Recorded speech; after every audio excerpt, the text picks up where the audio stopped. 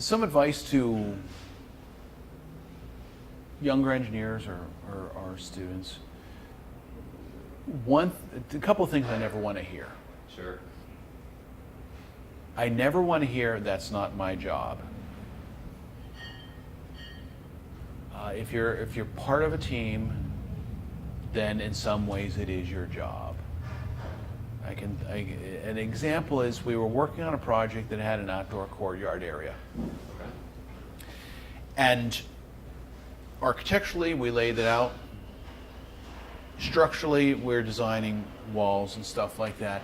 Electrically, we are putting in lights. We say to the plumbing engineer, we need some drainage out here. It's like, he says, I ain't doing that. Not my job. It's like, what do you mean? It's outside the building. That's a site civil engineer's job. We don't have a site civil engineer for this.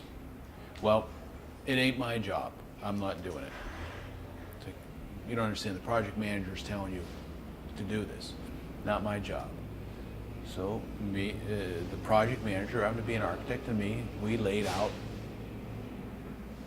really just some surface drains, pitching the patio slab to a couple of minor little trench drains and stuff like that.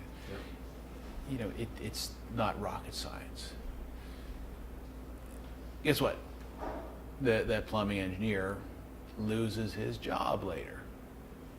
Not necessarily because we had the economy was bad for everybody, and when it was time for people to be let go, he was let go.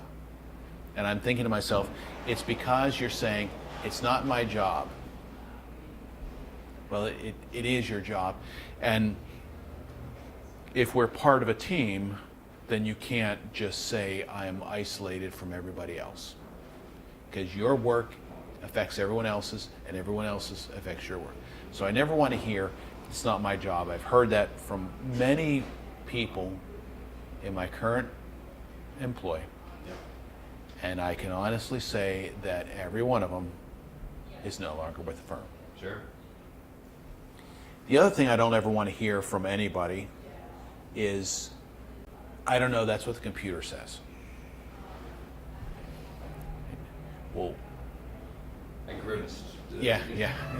Off camera, you're grimacing, right? Yeah, because you've run the same thing. Tell me what's going on here. I'm talking to a geotechnical engineer about a pile cap analysis. I don't know. It's what the computer told me. Well, how did you model the top of the pile? Did you model it fixed or pinned? I don't know. That's what the computer told me. It's like, well, what parameters did you use to model the soil? I don't know. That's what the computer told me. Like, I walked away and just said, forget this. Because I can run the program. Anybody can run the program. You hit start and it runs, right? But he didn't know whether the computer program input variables were proper or not. We can always find somebody to run the program. But it's the professional engineer, quote unquote, professional, not necessarily licensed, but the professional, that will say, these parameters are correct, these ones are not correct. Because any spreadsheet will tell you 1 + 1 is 2. But maybe the question is not, is 1 + 1 = 2? Maybe the question should be, what is 1 + 7? But the spreadsheet doesn't know if that's the right question or not. It just tells you numerically what the answer is. One time, I mean, this was in a capstone environment, but there was, you'll see how it connects. The geotech team, one, took 14 weeks to try to answer the question, are we going to use deep or shallow foundations? Yeah. And I don't know if they ever really get there. I just said, it's a made-up project, pick one. But you have to make a decision. Yeah. Right? But in a similar vein, there was a basement, a 20-foot wall, 20-foot tall basement wall, reinforced concrete. The reveal after X number of hours of calculation and thorough analysis was, you want to use a 7 1/4 inch thick concrete wall, reinforcement number 4 is a 12. Yeah, that's right. Of course. But look at the spreadsheet. I could care less about the spreadsheet. Exactly. How could you tell another human that you would want to do a 7 1/4 inch wall? But that's what the computer says. That's what the computer said. Yeah, yeah, yeah, It's a student, not a professional, but he's sitting in an engineer's seat somewhere. yeah. Probably got a job, graduated, and working Crushing right it. now. Yeah. Yeah, yeah. So, advice for people: one, don't ever say it's not my job, because it is. Two, don't ever say that I don't know. That's what the computer said. And three is don't be afraid to try. Right? Nobody is going to purposely let you fail, but try. And if it doesn't work, then so be it. But try. We're also paralyzed with fear that we can't do this, we can't do that. It's like if to use a dating analogy, when you see a girl out there, you get a lot of no's before you get the yes. And guess what? The yes ends up being your wife.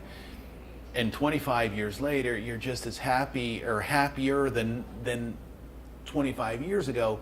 So, but what if she says no? Well, guess what? It's not a question of if, right? It's not a question of will you do something wrong. It's a question of when. You take, what's another analogy to Major League Baseball players? If a Major League Baseball player screws up at the plate 7 out of 10 times, he's a multimillionaire. Yes. You know, so it's just, it's just maybe not exactly, but this analogy of trying is important. And, Right. Because you're never going to grow. You're never going to grow. And if you are stuck in a dead-end job that you hate, your life is going to be miserable. So try something new. That, and who knows nobody knows what they want to do once they graduate college. Right? Okay, you graduate, you got a degree in civil engineering. Well, do you want to work on high-end residential? Do you want to work in high-rises in Singapore? Do you want to work on bridges in a third world country to make life better? I don't know, I just want a job, right? Okay, well, try each of them and see which one you like.